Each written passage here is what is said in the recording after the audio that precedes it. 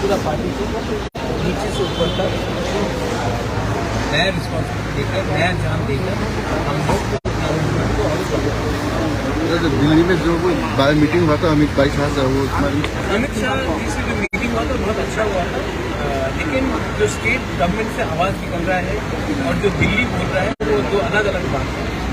तो ये मैं उन्हीं को सोचता हूँ कि जो उन्होंने मुझे कहा है या फिर वो सच है या फिर जो मैं सुन रहा हूँ मीडिया से वो सच है, ये इसमें मैं अभी कोई कमेंट नहीं करना चाहूँगा। रहा बात जो मैंने देखा है मीडिया में, मुझे लगता है कि हमें 10,323 फीचर्स के बारे में बात करना चाहिए। हमें जो मैक्सिमम ऑटोनॉमी का बात किया जा रहा था उसके बारे में बात करना चाहिए। हमें कैसे यूथ को नौकरी देना है उसके बारे में बात करना चाहिए। हमें CBSE में, कॉर्पोरेट में, रोमन स्क्रिप्ट में कैसे हम लोग परीक्षा देते हैं उसके बारे में बात करना चाहिए। हमें ग्रेटर त्रिपुरा के लिए बात करना चाहिए।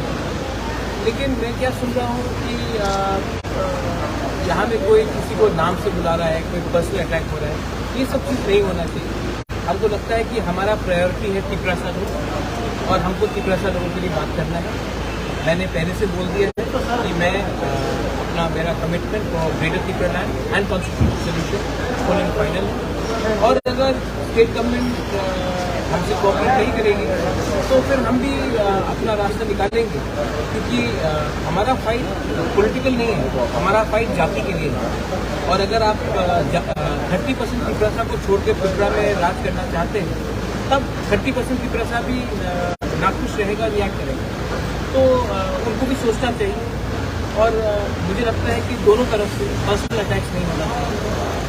पर्सनल अटैक से किसी का कुछ नहीं होता, कोई मुझे कुछ बोले या ना बोले, मैं जो हूँ वो हूँ। मुझे किसी का सर्टिफिकेट नहीं चाहिए और मैं किसी को सर्टिफिकेट भी नहीं देना चाहता।